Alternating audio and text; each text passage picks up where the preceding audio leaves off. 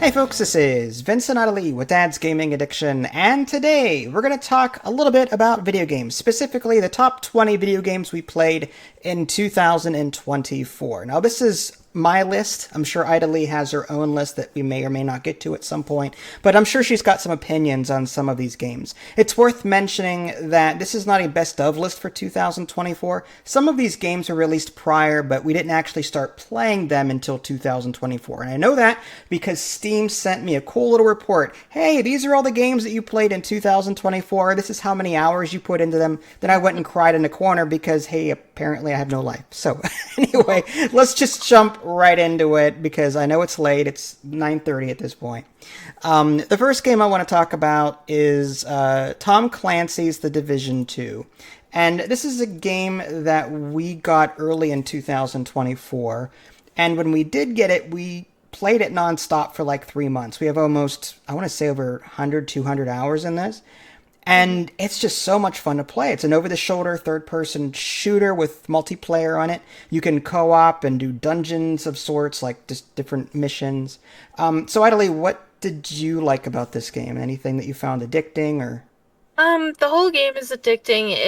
It has that good feedback whenever you shoot things. The cover's really good. Just like all the game mechanics are pretty great.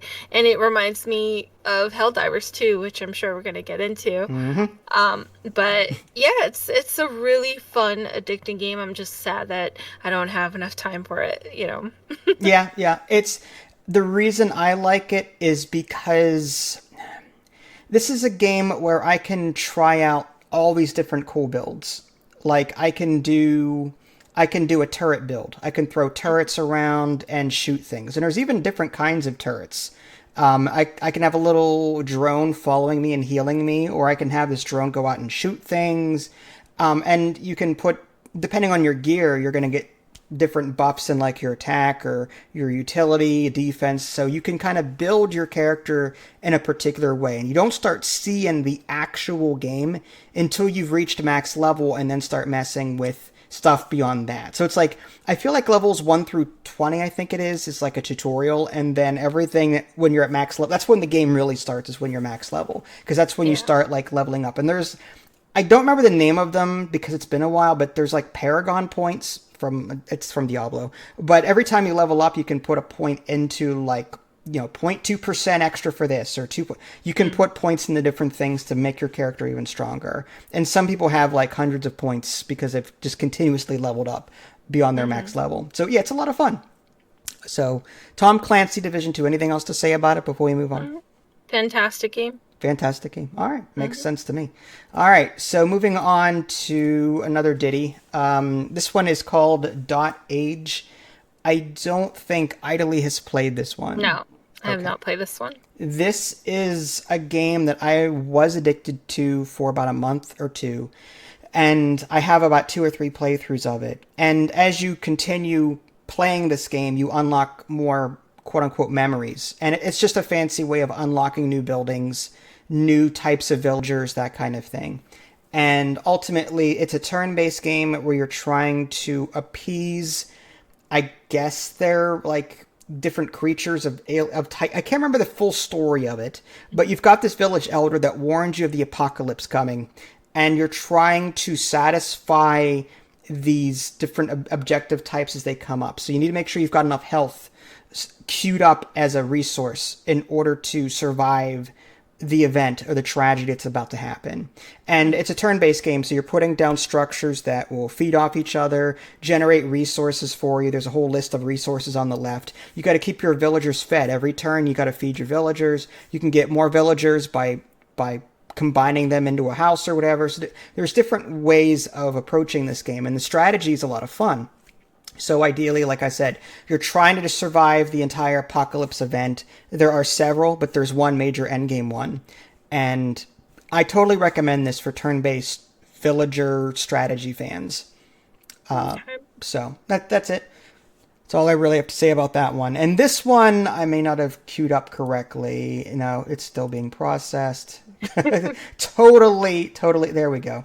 All right. Yeah, I just uploaded this because I did not have any recent footage of Helldivers 2. The footage I had was from when the game was still like just released, and there was all those networking issues. This is Helldivers 2, and they recently added the Illuminate faction. And this is one of those games where, like, I want to recommend it, then I don't, then I do, then I don't. It's like for every step forward it takes, the developers do something to make the game go backwards a step. Case in point, they added the Illuminate, which is a third faction in this game. But then they add this stupid microtransaction thing where you've got 5 days to buy these things in the super credit store, and the prices for them are outrageous. So good luck. We wanted to make some kind of premium content or currency that, you guys have to spend currency on. It's stupid. Yeah. So they go the extra mile to add more content, to balance weapons, and then they get greedy, and then they add these super credit BS stuff. I hate it. So, like, Arrowhead is on my list of developers that, like, oh, I'm happy, now I'm not. Oh, I'm happy, now I'm not. They don't know how to make their community happy. I think that's what it is. I will say, though, at the very least, and not a lot of games do this, but their premium currency is available in the game. Like, you can actually find them in the game. Sure, it's a little grindy to farm them. It is. But, at least it gives you the option. Whereas there are a lot of other games that absolutely don't have that. Like, you actually have to pay out of pocket, to get your premium stuff. And the game is fun. Don't get me wrong. It is fun. But like I said, it's like there are questionable development decisions being made throughout this game's progress that just makes me scratch my head sometimes. But when the game is working and when it's balanced, it's a lot of fun. It really is. Like a top priority is emote through the air. That's what they're working on right now. Yeah, it's not about balancing this or stopping crashes. The top priority listed is I can't emote while ragdolling through the air. So that's a top priority for them. Like, seriously? Good stuff. Seriously? Good stuff.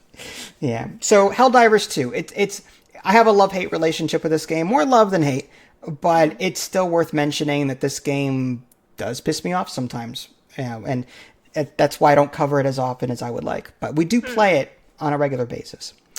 Moving on from that is another game called IXION. I think I pronounced that right. Did you play this? I don't believe I have. Okay. IXION is you can pause it, but it's a real-time build-your-own spaceship arc kind of game.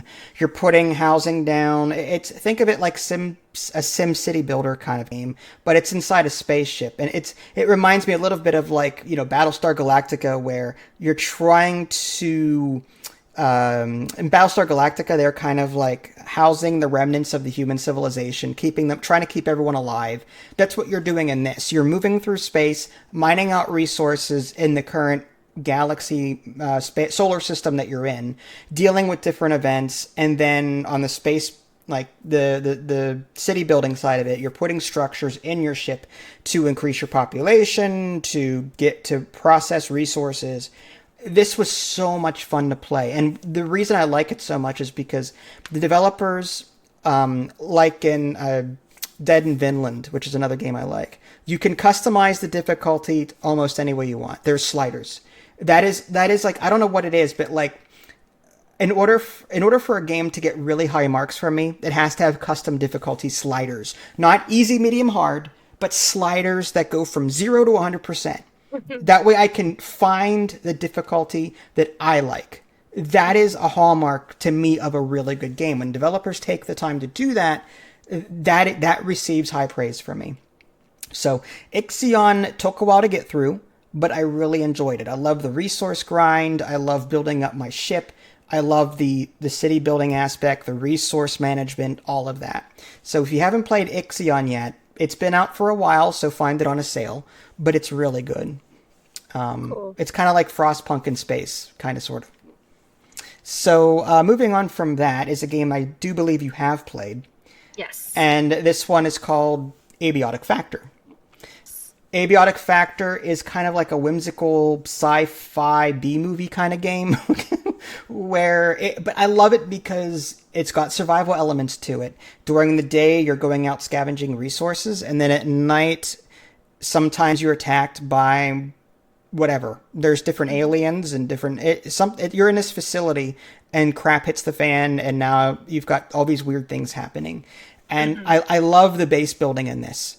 It's so much fun. I play this game for the base building and for the resource gathering and all that stuff. And over time, we're toward, I think, the end of our current content. Like, we've reached a point in the early access phase where there's no more story, but they're making it.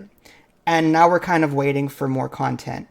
But at that point, I feel like we're kind of overwhelmed with what we have. That if we were to try to get back into this game again, we're going to be like scratching our heads going, what were we doing? Like that kind of, because the facility is freaking huge. It is huge. Trying to remember where everything is. Oh my, some game, and I'm not complaining. I'm just saying it's like, it's hard for me to get through sometimes because of how large this game is. So Yeah. it's fun. What did you think about this? It's one of those survival games that you can spend a ton of hours in and get really lost in it, and literally actually lost in it because, like you said, the facility is huge, but it is so creepy. And I'm not too big on the graphics, but it is so creepy that it overshadows that. It's got those Half-Life 2 graphics. Yeah, I've never played Half-Life 2, so but it is so nice, and I love the game. I love the base building in it. It's kind of seamless in the construction aspects. So I really enjoy just the gameplay mechanics and everything in the game. It's really fun. It's a fun one. I like it. And you can even set so that resources respawn in the environment. Typically, you don't get that, but you can have it set to where computers will respawn in the environment. It might break the game a little bit because you have monitors spawning out of nowhere when they shouldn't be there. But I'd rather have that than run out of resources, because the way we build our bases, it's like we need everything we can get. Yeah. So, but And yeah. I will say the thing that really locked it down for me with this game is that you can fast travel. So you can like die and not lose your stuff and just fast travel to your bed. And I love that. I really do love that. Yeah, well, you can set it that. Yeah, there are custom difficulty settings that you can set that allows you to do that. Typically, though, you drop your crap. But Yeah. moving on from this, this is a great game. Moving on is a game that you can talk about more than me. Farm Together 2. I have a respect for this game, but I don't have an obsession with this game. This was on your list? Only I'm because shocked. I have a lot of hours played in this. For a reason, it's grindy. It's very grindy. I spent a lot of time like, okay, it's time to wipe my whole farm and redesign it. Now it's time to make now I gotta wipe it again and redesign it. I got a new animal that won't fit in my chicken area, so now I gotta wipe my whole farm and that kind of thing. And now with Farm Together 2, which is what this game is, Farm Together 2, there's a town that you can go to, you can upgrade stalls, sell your resources there. I have not seen, like, it's not like a multiplayer lobby, but players can like join you in multiplayer, drop in, drop out, and talk to you and stuff like that. But this little town that you're in is just your own town that you're upgrading over time. But again, others can join you. So why do you like this game so much? I have a very love-hate relationship with this game too. So I don't this is going to sound really bad, but I don't think that this is necessarily a good game. I think I know, don't hate me. I think this is more of a grindy game. And it's a very addicting game. Oh man, once it gets your claws in you, you just can't stop. So it's a Stockholm Syndrome kind of game, is what you're saying. Kind of. It's like it's people say that it's a kind of like a mobile game, but with really pretty graphics, and it kind of is, but there's no premium purchases in there. There's no microtransactions, thank goodness. So you can earn everything in the game just from grinding out things, but that's really all it is. It's a decorative kind of game. It's a decorating game. Sure, there's like little quests here and there, but it doesn't. This game has no story. It's a very decorative, decorate your farm or decorate your house type of game, and this is very much for a niche audience. And I don't see a lot of real hardcore gamers enjoying this kind of thing unless they just want to, chillax, and just, take a load off, But you will get burned out so quickly if you play this really hardcore, like, if you Hmm. want to get everything and level everything up and have a great big farm, you're going to get burnt out because it's just so repetitive. I But compared this game to like there were Facebook used to have a game section. I still think it does, but there was mhm, a game in Facebook called Farmville that everyone played all the time. Farmville, mhm. and I played it because I liked it, but I don't think it's around anymore. But it's casual nature. You go in, plant some crops, you harvest, you get money, rinse, repeat. This game is like Farmville, but like more advanced. So like I I, feel like this is more of a casual. I have everyone that's been on my farm always compares this to Farmville, and I used to play Farmville. I don't think it's anything like Farmville, to be honest. Honestly, well, obviously not because Farmville Mm, is 20 years old, I think. mhm. But yeah, it's. Go ahead. Go ahead. I don't see the only similarities between this and Farmville is that you have a farm and you're harvesting and you're making money. That's the only similarities, and that's where it stops, in my opinion. I think this is totally different in the sense that I think it's more Sims-like, but like a very like a Sims, but got knocked on its head, Okay. So All right. Well, you're for the record, your character doesn't have any needs. Like you don't have to drink, eat, yeah. or do anything. But Hmm. that's why, like, anyway, we could argue left and right. But Yeah. Farm Together 2, it's a step up from one, and it's like 30 steps up from Farmville, obviously because it's newer. But it's grindy. So if you like casual farming games, this is fine. This is totally fine. Yeah. I can see someone with a not very big Steam library going into a game like this, and just that's all they do. I can totally see that because they're more casual. Yeah, but just be wary that it is extremely repetitive. There's really not a lot to do except, you know, just to harvest things. Hmm. Click to harvest, click to place down pets, click to this, click to that. And it's fun, but it's not Hmm. It's there's not a better games out simulator. there, I'll say It's that. not an in-depth farming simulator. Yeah. Yeah. Moving on from Farm Together 2 is a game called Company of Heroes 3, and this is a game only I've played, I know, because she Hmm. doesn't have a copy. But I feel like this is Company of Heroes 2.5. Mm. It does Company of Heroes better. Company of Heroes 2 better, I think, because it has some slight upgrades to it. Is it worthy to be its own game? If you have two, it's nicer to have. Again, it's like a 2.5 version of 2. So I would Mm. definitely recommend this one on a sale. This is like a real-time strategy game, war game. And I what I like about it is that it's got this mode where it's like a board game, really. Like you're moving units around that you've constructed and then you go into different. If you meet the enemy in combat, you can go in and do a combat like scenario, which is really cool. So you're managing this grand scale map, but you're also playing the real time strategy part, and of course the tanks and all that. There's a rock paper scissors kind of gameplay element at work here. Rocket or bazooka troopers are good against vehicles, and you got to find the right units for the right faction that work against the right units for other factions.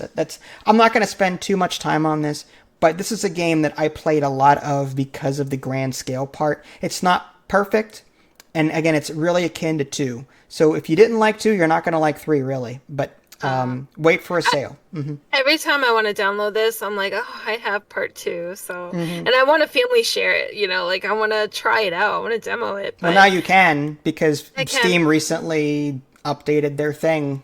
Hmm. So, well, that's all I had to say. Nothing too fancy. Just Company of Heroes 2.5 is what Company of Heroes 3 feels like to me.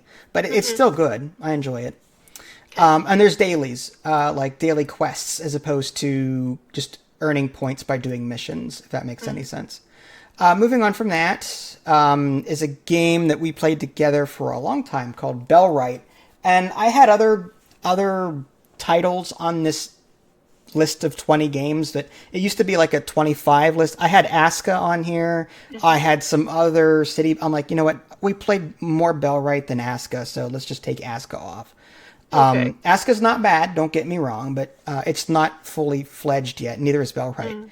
The reason I like Bellwright better is because the villagers, like, this is one of those build your own medieval town games, but and create. It's like Medieval Dynasty, but here, like, you can create a task list based on a priority system. So instead of assigning a villager to just chopping, which in some games you have to do, like Aska, Medieval Dynasty, in this game you assign priorities. So this guy can do everything, but based on the priority that you set him, he'll just do these things. So, like, I like that so much better. It's more open-ended. But this game is buggy. It's still not done. It's just, and in some cases it's way too hard. It gets a little finicky. What did you feel? I wanted to like this game more than I just like this game, and I really do like it, but the bugs I think outweighed the pros, and I hated the combat. The combat is just garbage, and I liked Aska actually a lot better than Bellwright, and I liked Sengoku Dynasty better than Aska. So Really interesting. I had Sengoku Dynasty, but we didn't play it for as long as Bellwright, which is why I didn't put it on this list. But Sengoku Dynasty is another play on Medieval Dynasty, and it's very similar. So if you're into more Medieval Dynasty, check out Sengoku Dynasty. It's not bad. It's actually not terrible. But yeah, the combat in this game is kind of trash because it's got that whole, like, swing your mouse this way to swing your sword this way. And the AI is stupid. You just got to outrun them, wait for them to run away, and then you shoot them in the back as they're that's what this game is. So yeah, I think the game Chivalry, actually did that sort of game mechanic better. And Bellwright is just, I think it's just awful, honestly. Like, just ugh. Yeah, and everything else about the game is okay, But again, the bugs just outweigh the cons. Sorry, go ahead. No, there were iron scraps that you constantly had to get. The only way you can get iron scraps is to kill bandits. So for like 75% of the game, I was out hunting bandits. There was no other way to get these stupid iron scraps, which is super annoying. So yeah, I mean, it's not a bad game, but it can be better. But we did have a lot of playtime in this, and I want to come back to this when they fixed everything and when they've released it. I am looking forward to seeing what else they've done with it because I enjoy these kinds of games. I really do. All right, moving on from there is a game called Midnight Heist. This is another game we have a lot of hours in, and I think you really like this game. I do. It's along the vein of Phasmophobia and Forewarned, but it's more of like your thieves going through a location, hacking computers, stealing data, doing objectives. And after like 5 minutes or so, this one of 5 creatures shows up and will hunt. And then they go away. So you're trying to do these objectives while hiding from this enemy. There are different difficulty modes. You can buy modules to upgrade your character. They're now adding new tools and some other cool things. So the developer is still developing this game. What did you like about it? Like, you compared to other games, like this is probably my second out of all the Ghost games out there, and we've played quite a bit. I think this is probably my second or third favorite because it's kind of simple. Like, these puzzles are really simple, and you just have a ghost that can spawn and chew your butt if you're not quick enough to hide. And I love that you can actually hide, whereas in other games they'll block off your access to hiding spots. And the only unfortunate thing here is that you can't fend them off, which kind of stinks. Yeah. But yeah, but I love the hacking devices, and I love the new objectives that they've added. I know you weren't really too fond of that, but I think it gave it a little bit more, I don't know, just distraction. Is it distraction? Kind of, because you have to like do all these things at once while trying to hide from a ghost. I think like for 4 players playing it, I can see having multiple objectives be a thing. Like, these 2 people can focus on this, but when you're playing 2 players or 1 player, and you've got 2 or 3 like main objectives to do, like you're fumbling through equipment, like because they've added more equipment to the game now, so you're fumbling through your 1, 2, 3, 4, and 5 key trying to find the equipment that you have to go for this particular objective. It's more work. It's less fun, I think. Like before, I was able to breeze through levels no problem because I was only focusing on one thing. Now I have to remember, wait, the UV objective, that's right, I forgot to check this room for that. So like before I could clear rooms systematically, here I'm like constantly backtracking because there's different objectives demanding different things. So like it's more work, but it's still fun. I enjoy it. So, but yeah, that's Midnight Heist. Check it out. The developer's still adding things to it. The next game to talk about here is a game called Nightingale. This is another one of those, like I had Enshrouded on the list, which I took off because I feel like we've played this game more than... Oh, really? Yeah, we spent more time in this game than we did. And I feel like this game has a leg up because rather than it being one gigantic world that you're exploring, you can eventually create gateways that take you to different worlds that have different ways of behaving. One might have a really low gravity and has some really cool looking clouds. And on top of that, you can even you get these cards and you can customize the world that you're in and change it to something different so that you get a different buff. And depending on what card you use, the sky might change color. That is really cool. And there's also there's base building, there's crafting new weapons, there's a whole gear system score that you get. You can even use different material to get better, like you can craft the same kind of gear, but depending on the materials you use, your gear score might be slightly better. So it's more in depth, I think, than a lot of other survival games out there. And it's very pretty to boot. What did you think of this one? I love this game. This is probably one of my top games. The only thing I dislike about it is the character models. I hate the character models. It reminds me of that shovelware simulator Really? game. Yeah, I don't know what it is, but these character models are so ugly. If they had the Enshrouded character models in there, then I'd probably like it a little more. Mm-hmm. But I love this game. I really do. I just have to tune the models out. But I love the base building in the game. It's really fun. I love that you can place down silhouettes of the base and actually build it after you see what it looks like after the placing down your silhouettes. Like a blueprint mode. Yes, every single game. I am shocked that like not a lot of survival games have that. Every single survival game should have that because that is amazing. Mm-hmm. The combat is satisfying. They fixed it. This, like they recently, not recently, but with regards to this video, which I recorded probably several months ago, they had just updated the combat to be a bit more force feedback friendly. Like when you hit something, it feels like you hit something, which is really satisfying. Mm-hmm. So yeah, I if you're looking for a survival game where you can go to different worlds and explore that map with a different set of like modifiers, you'll like this game. There's a lot to do here. Like certain worlds are good for chopping down wood because you get bonus to wood for going there. It's overwhelming though. Like understanding how the gateways work took some doing, but once you get into it, like it's really satisfying, and it has co-op to boot, which is good. The next game, we're blowing through these. Frostpunk 2. This is a game that I think you played for a bit. I did beat it. I did beat the game. There's different ways to beat it depending on what like path you choose. This game is more grander scale. Rather than dealing with like 40 adults and 20 kids, you're dealing with like thousands of people. But it's still like the same where, 300 are working over here, 400 are working. It's just a different way of seeing it. So, what were your thoughts on Frostpunk 2? Did you enjoy this game? I still enjoyed it, but it definitely lost its charm from the first one. You think so? Some people thought this. So. Some people had the same reaction. How did it lose its charm? I'm curious. It didn't have that sense of dread. It felt more politics than anything. More Um, political, yeah. More political, yeah. Oh, I love speaking. It's great. So do I, yeah. But yeah, it just felt it's really hard to describe, but Hmm.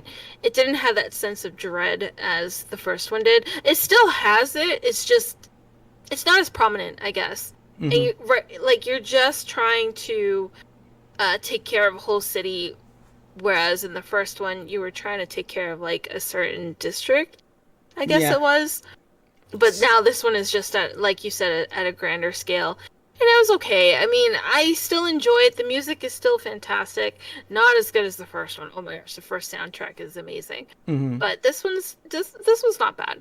I want to play more of it though, for sure. I liked this one because, like, this is one of those games where if your start sucks, then you're gonna have a hard time the rest of the game. But if you get a good start and you know what you're doing, you can. There are other points on the map where you can get resources, which is really cool. Like you can actually create outposts, and they will funnel you coal or wood or whatever, so that you've got more fuel or more goods for your cities. Like you said, the game is a lot more political. You're going to be voting on different things. Like there's factions in this game now, and you've got to keep every one of them happy if you can. If they're unhappy, they typically like revolt or riot or do something bad to your city. So you're constantly trying to promise this faction one thing, or it's that part I do not like, but it is a thing in this game. So if you like political uh, post-apocalyptic survival city builder game, then you may like this. But like you said, Frostpunk 1 had this certain charm to it. I don't think that could ever be replicated, to be fair.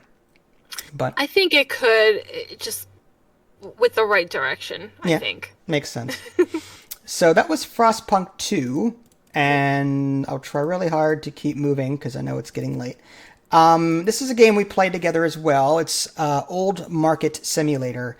I don't care for the graphics much, but it's probably, if you remember Shopkeep and Shopkeep 2, they were two games that were like abandoned. Like Shopkeep 1 was still being developed and they announced Shopkeep 2, and then they like when they made Shopkeep 2 and released it, it's like it's half of it was not there. So in this game, you manage a little store which you can eventually upgrade, and what you're seeing here is footage from a very early part of the game. We have since expanded the store. We've got animals. We're cooking with different stations. Like there's an oven, there's an alcohol maker, different things like that. So farming. There's so much more to this game that you're not seeing in this video. So that will keep you busy for quite a while. And I do love the co-op aspect. What do you think of this? Did you enjoy it? This game scratches that itch of wanting to run a shop. Mm-hmm. Like this is definitely, as the title says, old market simulator. It is an actual simulator of running a market. Mm-hmm. And it's fantastic and it's really fun, and you run a friggin' market. Sorry, but it's so basic and yet it's so fun because there's so much little things you can do. You can go fishing, you can go garden, you can harvest the animals, you can harvest your crops. There's all these little things to buy, and I love the graphics. I think they're kind of charming. They could be better, but I Mm-hmm. think they're still pretty charming. And there's no quest, there's no story, I don't think. Mm-mm. And you just buy high. What is it? Buy low, sell high. Is that Yes, the pretty much, correct? and that's typical. You'll never get to a point where the products that you're selling, like unless you buy really high because it's a holiday. Like during holidays, their prices go up by buying and selling. So if you were to buy during a holiday then sell it when it's not, then yeah, you might lose a little bit of money. But that's really the only time that would ever happen. So yeah, like old market simulator, definitely something to look at. If Shopkeep, if you enjoyed games like Shopkeep, but it rubbed you the wrong way because it was never finished or buggy, whatever, this is one of those games that you should probably look at. And it's fairly cheap to boot. It's been out a while, and you'll probably find it on a sale. Um, it's in fact Steam sales are happening right now for the winter Steam sale. So check it out, see if you like it. I certainly do, and I think Idly does too, a lot. Yeah, that's a good one. Another one we played, or I played a lot of, was a game called Drill Core. And I like it because of the roguelite loop. And roguelite, I have to stress, means permanent progression. You earn these resources, and you spend these resources in a little tree after the fact in order to make your drill slightly stronger in different ways. And in this game, during a run, you're going to pick a difficulty, you're going to pick a location, you're going to go down, and ultimately, the goal of the mission typically is dig to a certain depth. And when you get there, you can end the mission prematurely just by completing it, or you can keep going down as far as you can, pushing your luck, because if your drill blows up, then you kind of lose resources. But during the day, you mine things, you select what things you want to mine out, and then at night, creatures come in from above and attack you, and you've got to put turrets on the sidewall in order to stop them from destroying your drill core. So it's a day-night cycle kind of thing, and it's a lot of resource management, gathering, and I like it because you can sort of synergize with different things. There are buildings that have active abilities, buildings that have passive abilities, and you're going to be putting these buildings on your drill core. So, barracks and research stations, and maybe even turrets themselves. So it all depends on what build you want to shoot for. Have you played this? Yes, I have many, many hours in this. I love this game. It is so great. The graphics are so nice. They're charming. It's really addicting. Just like the fact that you just want to keep getting better and better and better. Mm-hmm. And it has like that sense of urgency, kind of like in Deep Rock Galactic, where the time is coming, where those aliens are coming down. You have to like get back to your ship real quick, to be in safe quarters. But it's a really fun game, and I'm kind of shocked that there are not a lot of games like this. The only one I can think of is Deep Swarm, right? Dome Keeper is kind of similar. Dome Keeper, okay. That's where during the day you're going down digging, and then during the night or whatever, you've got the aliens coming down, and you've got to shoot them with your dome laser, whatever. So if I had to compare it to anything, Dome Keeper. But this game has a lot of things that it does that Dome Keeper doesn't, and vice versa. But the general premise is there. Yeah, this is a pretty unique one, and I really enjoy it a lot. All right. Moving on from there, Eden Crafters. This is, again, I have a lot of these games that I could be putting on this list. Planet Crafter recently released a DLC. Another game I recently got press key for was Astromedica, which is kind of like Planet Crafter in space. And out of all of those games, I think Eden Crafter is the better of all of them, because it combines Planet Crafter with its own base building. Like it's got its own way. You're going to be terraforming the world or whatever the planet calls for. It's grander scale. It takes Planet Crafter and it takes other games like it, and sort of just everything's better. And I love that. And there are different planets that you can pick, and it's still early access, so it's still being developed. But we played a lot of this, just going around finding resources, building conveyor belts. So it's kind of like Factorio and Planet Crafter and all that stuff. And Satisfactory. Satisfactory for sure. So it takes a lot of liberties from all of those different games, and it doesn't do them all well. Like Satisfactory, I feel, does the piping better and the construction bits better. But this game dares to take everything and sort of mashes it all together. And when it works, it's really fun. How did you feel with this? I enjoyed this one a lot. I still think Planet Crafter and Satisfactory are the better games, because this one, like you said, this one is actually almost, it's at a grander scale, but it's almost too big. I feel like there's a balance difference that it doesn't have that Planet Crafter has. And with Planet Crafter, you can actually see the world terraform right before your eyes, whereas this one, it kind of takes a bit. It's like, oh my god, hurry up already. It's too slow. And but I still enjoy it, and I can't wait to see what else they do with it, because this has a potential to be a fantastic truly fantastic game. Yeah, So, I mean, nothing's more satisfying, like in the Planet Crafter, than you hitting your next milestone. You see the sky change color to blue. You see rain starting to fall, and then you see the lakes rising and then swallowing your base whole because you didn't move it to a high enough ground. Like that's the part of Planet Crafter that I think that this game lacks. yeah. That being said, it's still a fun game. If you like Satisfactory, like Planet Crafter, you want more of those games, check out Eden Crafters. It's really Yeah. good. I will say, I remember when I was playing Planet Crafter with you, and I saw trees, like actually trees in the corner, and I was like, "Oh, that is so cool! This was a barren wasteland. Now it has trees."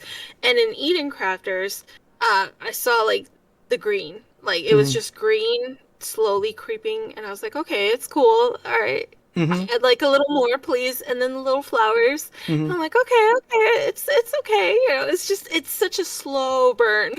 Well, in this But game, you have to create the tree maker.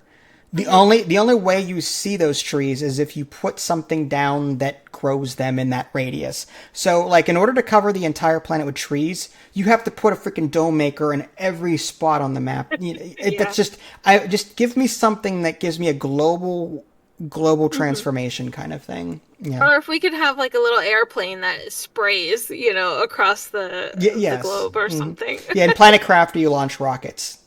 Something like that. So, yeah, Eden Crafters, definitely recommend. This is a game that I play a lot of. This was released, I think, December, I think. So this is Creeper World IXE, IXE. And I've said this before, I'm a huge Creeper World fan. We're on a new game now, Vince. Yes, it's late. So Creeper World is a series that I've really enjoyed throughout the years.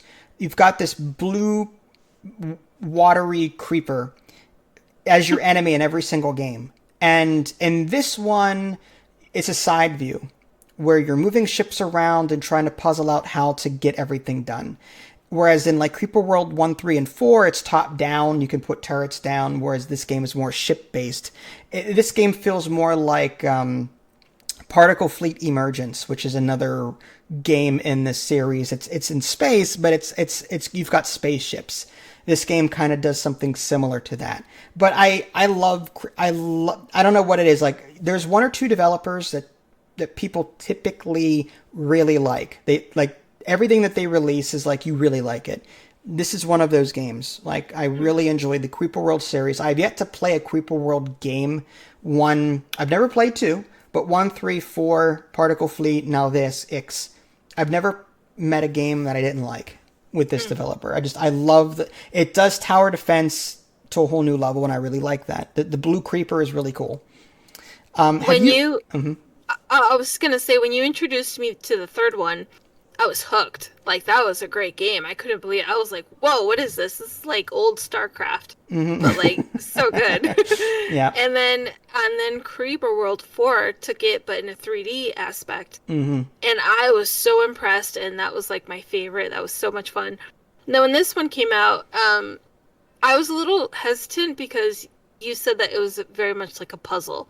And that kind of turned me off a little bit because I don't want to really just sit there and solve things. I want to just sit there and shoot things. Excuse me. Yeah. Freudian slip. No, I agree. It's just with this game, you're limited on how many ships you have with each level. Whereas in Creeper World 1, 3, and 4, you could put turrets down so as long as you've got enough energy to run everything. So you could have hundreds of turrets on the map and just slowly take over the map. That's what I enjoy doing. And this and IXE, you don't have turrets. You've got ships, and you have a certain limited number of them. So it's more puzzly in the way that you've got to take this first, and then you've got to take this because it's more efficient. That kind of thing. That's one thing I don't like about this game, but it's still fun to play. I'll say that. But I do prefer Creeper World 1, 3, and 4 because it's a bit more. You've got a bit more freedom to just slowly take over the entire map and push back the creeper. There's no limitation on your turrets. But that's Creeper World IXE. Moving on to another game. I wouldn't call this my favorite game, but this is a game we do have several hours in, and I feel they need to talk about it. So this is Space Marines 2, and from a combat point, it is satisfying. You can get different weapons, and the executions are probably my favorite part of the game. It's satisfying. It's a 3-player, Left 4 Dead style game where you're going from the beginning of the level to the end of the level. Sometimes you're fighting a boss. There are different difficulties. Once you get past the main campaign, you unlock classes, and there are, I think, 6 classes that do different things. The problem is that the gear and the unlocks are locked behind difficulty. So, like, in order to progress any further on your progression tree, you have to play the game on a harder difficulty. The problem is that the developers, I feel, made those difficulties way too difficult. It's not balanced right.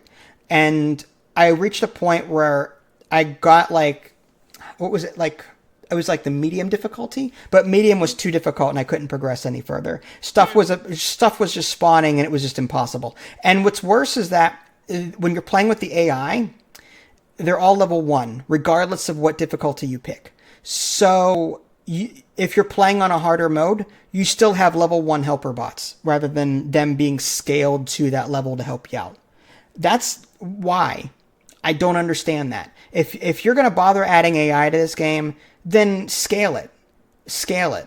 Give them, Vermintide Warhammer 2, you actually, it gave you AI bots that were the same level as your character classes of that level. So if you leveled your dwarf to level 20 or whatever in Vermintide 2, and then you picked him as a bot, he came in as level 20 with the same skills that you had. Why couldn't they do something like that here? That's my point. So this game is okay, but I ended up uninstalling this because I just got frustrated with it. How did you feel about this game? I really like this game. The graphics are so beautiful. But I encountered so many issues. This game now, every time I start it up, or update it, it causes my computer to actually go haywire and hard crash. And not just the game, but the whole computer. I have to actually boot it in the back. So, and I've installed this, I've reinstalled this twice. I've updated my graphics cards. I don't have a bad computer, so I don't understand why it does that. But yeah, it's tough. I love the executions, but the campaigns just are so long for very little gain. And it's a real grind trying to get even powerful enough to get to the medium difficulty. And it's just, I don't have the time for that. So I ended up uninstalling it, which is a shame because I do want to play more of it. But it's just, it's there's other games out there that can do it that are more fun. Aliens Fireteam Elite did that whole idea much better. I think I would rather play Aliens Fireteam Elite than I would play this. That's just my personal opinion. Not to say this game isn't fun, but there's a lot of behind the scenes stuff, as already mentioned, that just rubbed me the wrong way. So that was Space Marine 2. Moving on to, this is a game called Deep Among the Swarm. I played a lot of this. I don't know why I was so addicted to it. It's kind of got that same Creeper World vibe, but in this game, it's more like you've got this little drill, and you go down as far as you can, and then you upgrade the drill parts with what you have, and then you have to get more fuel for your drill. So you step out with your team, and you're trying to get resources. Ultimately, you're trying to get fuel. Now, while you're doing this, the alien threat grows. There's a swarm, and this percentage threat increases, not just in the level that you're on, but for your entire run. So if you spend really long on just the one level, or on the one combat encounter, that will screw you over for the rest of the run because they're just going to keep getting harder. So you're kind of encouraged to go as quickly as you can to get the fuel and get out. But you're also earning research resources and other things that will help you for permanent progression purposes. This is a roguelite, so when your run ends, you can spend your resources to actually improve all aspects of your army, your your turrets, that kind of thing. You can even customize your turrets while you're playing. So if you get like a cannon turret, you can upgrade it with, you can put different modules on it. My only complaint is that the whole UI is just bonkers. The developers changed it twice now, and it's still not helpful. Like trying to add things to turrets or upgrades to things, it's more convoluted than it needs to be. How did you feel about this game? I love this game, but the UI drove me crazy. Yeah. He did update it, and I think it's better, but I just don't like the look of it. I just don't like it. Sorry. It sounds so obnoxious, but I don't like it. Yeah. Yeah. But if someone can get past that, I mean, they'll probably enjoy this game. It's a pretty fun one. It's very addicting. A complaint I have is that the progression is nice, but Grindy. It's very grindy because you play for such a long time to only get back just a little bit. Isn't it like a 0.01% in damage or something? Like yeah, if you put a point it's just into it. The tech tree is just like you're only bringing back like 1,000, 2,000 research points, and then the next thing that you can unlock on this tree is like 5,000. So you've got to play like 3 more times, assuming that you're just it's grindy. It's not an easy game. Like it's kind of difficult, for me at least. And I use the pause button, which I'm so grateful that they have. They have a pause in it, and I use it very generously. But it's kind of grindy. And at one point, I was thinking to myself how much time I was spending in this little match, how much I'm gonna gain, and then I actually ended up dying and I rage uninstalled. So, but it's a fun game. I like it. I like the loop of it, and I like the general idea. The soundtrack, for the love of God, add more music to the game. It's the same track every minute. Like it's the same thing over it. Just turn the music off. It drove me nuts after like half an hour. I have to mute it because there's a part in the song that actually really haunts me for some reason. I don't know why, but it gives me nightmares, and I hate that. Here, yeah, go ahead, you do it. I know you're itching to do it. I can't even hear it. Discord cuts you out. Yeah, well, it's the same sound that the robots make in Helldivers 2. I don't like versing bots in Helldivers 2. I like versing the bugs or the Illuminate. Yeah. Just because of that. So, yeah, Deep Among the Swarm, good game. Pretty good. Oh, I forgot to do. Okay, there we go. I guess it was playing on its own. So, Infection Free Zone is a game that it's still being developed, I think, but I like it because it's like Google Maps. You pick any spot on the world that you want, almost any spot on the world that you want. So you can play in your own neighborhood typically, and you're building a base there against the zombie apocalypse. So if you've played like, is it 211 Operator or 911 Operator? It's the same developer that did them, but you go to the Google Maps part, and then you pick a location and you set your headquarters and you build your little base. And there is a story mode. There's a sandbox mode, there's resource gathering, there's building construction, walls. I haven't beat it yet, but because the game, every time I turn around, they update it and then it breaks my save. So I'm like, I'll just wait. But I do like it. I'm a sucker for like State of Decay 2 and other zombie post-apocalyptic survival games that have like a base building aspect to it.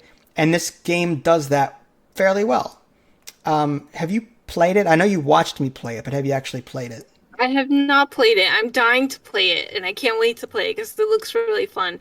It reminds me of that one game, I'm trying to remember, Zombie City Defense, I think it was, where it has like that green outline, and you're trying to push units into buildings or something. And I loved that game, so I'm really curious to see about this one, and it looks pretty good. I feel though as if I have to be really good with maps now, and I'm not good at geography or maps, and I feel like this is going to be really difficult. It doesn't matter.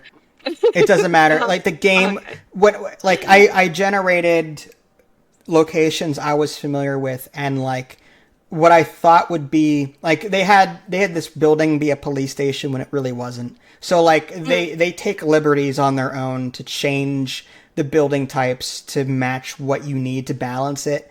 Because what if you pick a location that doesn't have a grocery store in the general area?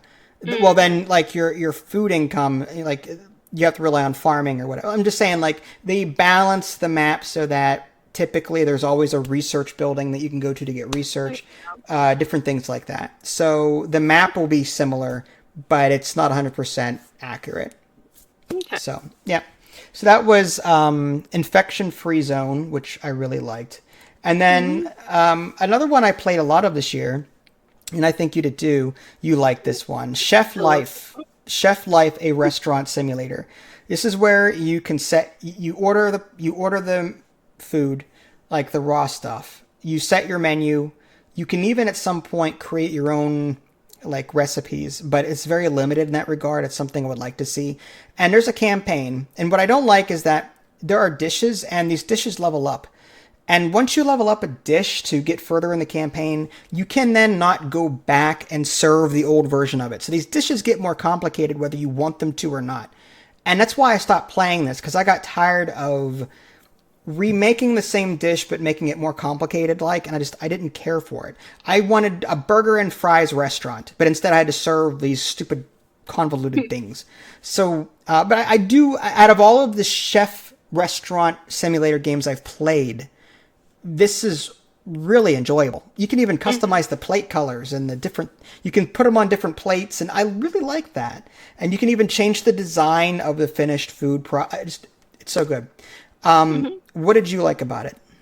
I underestimated this game. I thought it was going to be like, oh, okay, it's another cooking game, whatever. But it's so good. I don't know what it is. I hate mini games. This is wild. I hate mini games in restaurant games. And yet I loved them here because that's how you cook. And it actually kind of taught me how to cook a little bit, in real life. Okay. But, wait for the bar to go all the way up to yeah. Okay. Yeah. But and it's ooh, my camera. Okay, and it's just really interesting to I don't know, to prep your ingredients and like store them, and you have to kind of balance out how much you need to the projection is going to be, like how many customers are going to probably come in. And it has like little things that I really really love that are so interesting. But it is so overwhelming, and I love that you have, there's a difficulty in the beginning where you can actually turn off burning or turn off customer patience, or turn it on for infinite customer patience. And I remember when I was first playing this, I had everything set to off. I didn't want any easiness at all. Yeah, any help, any easiness. I wanted a challenge. So I was doing really well. I was a Dance Dance Revolution pro with my fingers, like just trying to like do all these little mini games, like multitasking. And then it got really difficult, and I was burning things left and right. This game is so brutal when it ramps up in difficulty, and I kind of had to turn that infinite burning off or whatever the setting. I am so sad though that it doesn't have more than just the back kitchen area. It's solely the back kitchen. You don't serve anything, like you don't actually go out physically to serve it. You can set menu prices, but it's kind of like I saw a woman streaming this, and she was so far ahead, and she had no challenges on, and she was multitasking crazy, like just crazy multitasking, while in real life she was taking care of her 3 kids. She's talking to them, talking to her husband, talking to her kids, and she's like, cooking. And I'm like, how are you doing this? And I actually asked her, how is she doing this? She goes, well, it helps to have ADHD. And I'm like, so this game is for the ADHD people, for real. She's a regular cooking mama, which is an actual game. But it was so impressive. Yeah, I was impressed with how much you could do in this game, but I got overwhelmed. I got to a point where I stopped playing, I stopped furthering the campaign. I created my own recipes. Even then it's limited. Like, it won't let you create it makes you, whenever you create a dish, it has to be at least this complicated. So I don't like that. If I want to serve a raw beef patty, tartar, boom, done. Like, I want to be able to do that, but I can't. You know, like I can't speak to that part because I don't like creating my own dishes. I don't care for that stuff. No. I only create my plates when the objective tells me to, and even then it's just like whatever. See, I want a burger and fries joint. Like, just something simple where I can cook and have fun with it, casual. But instead, you're typically like cooking things with like 15 different steps, and you got to do it. Oh, I love that. Getting through an entire day in this game is a grind. But I liked it. I still recommend it. It's one of the better chef games I've played. So check it out. Last but not least, this is a game we've been playing a lot of lately, and the footage that you're watching here is old footage.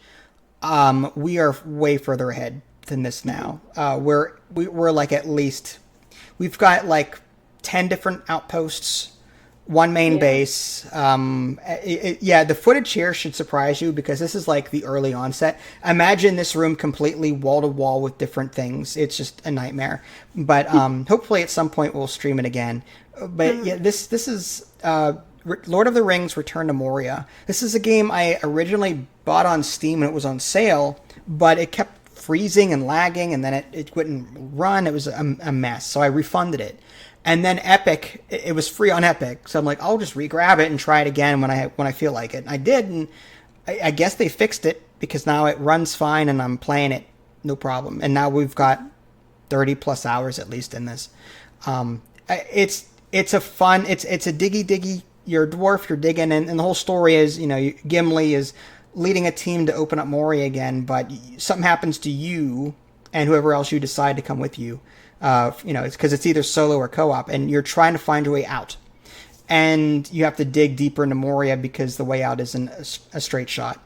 So yeah, you can base build, you can cook, you can craft different weapons and armor. The progression is a bit screwed up, I think, though. Like, typically when you enter a new area for the first time, you're fighting enemies there that are of the higher level than you are. So it's a mad scramble to find the ore and the resources that you need to bring yourself up to the level that you're now in. And then once you finally do that, and then you move on to a different area, then you have to start the whole process over again. Oh, now there's a troll. There's a freaking cave troll, gigantic club. And I've got this little dinky sword, and I just got to avoid him until I find the resources I need to get... like, there's tier 1 gear, tier 2, tier 3, tier 4, tier 5, so on. We're on, like, tier 4 stuff. We had just now discovered a tier 5 forge. So, like... but we haven't crafted any of it yet because we don't have the resources yet. And we're still looking around this area that's still high level for us. So I feel like the level progression in this is a bit off.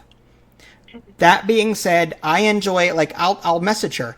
I'm going to play this game. You can play if you want, but I'm just going to go farm for resources for a couple of hours, and that's what I do. So it's super chill that way. Now, there are ways to adjust the difficulty. There are base raids, which you can only set to very low at the bare minimum. So you're still going to have them whether you want them or not, but you can turn it down to very low if you want. There's patrol difficulty, like how often the orcs go around and patrol.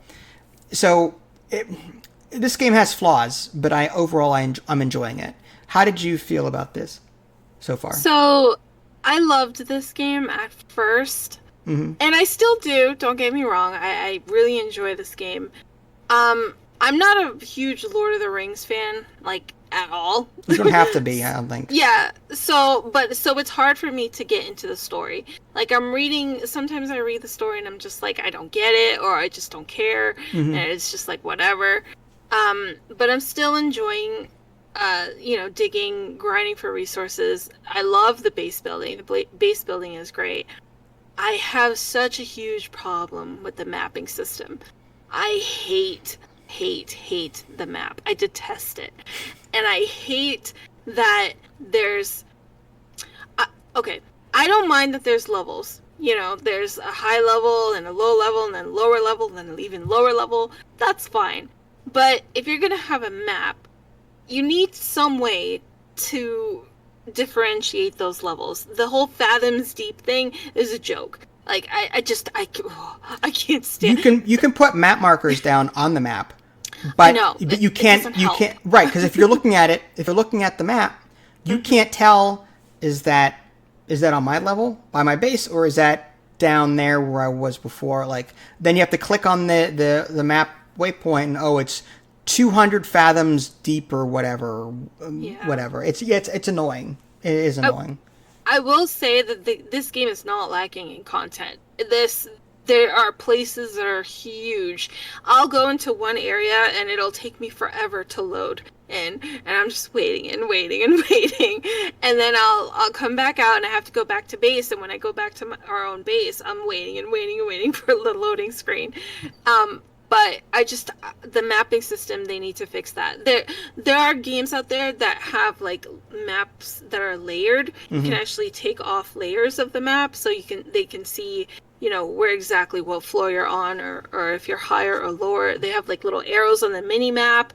Deep Rock Galactic had like this really weird looking map that they have, so when you dig lower, it's like spiraling sometimes. Stonehearth has a layered map. So, I mean, it mind boggles me that they couldn't get the mapping thing right in this game, because it's a fantastic game. So it's totally overwhelming. Like it really is. So you need some sort of direction, some sort of guide, and they don't really give that to you. And that's so unfortunate.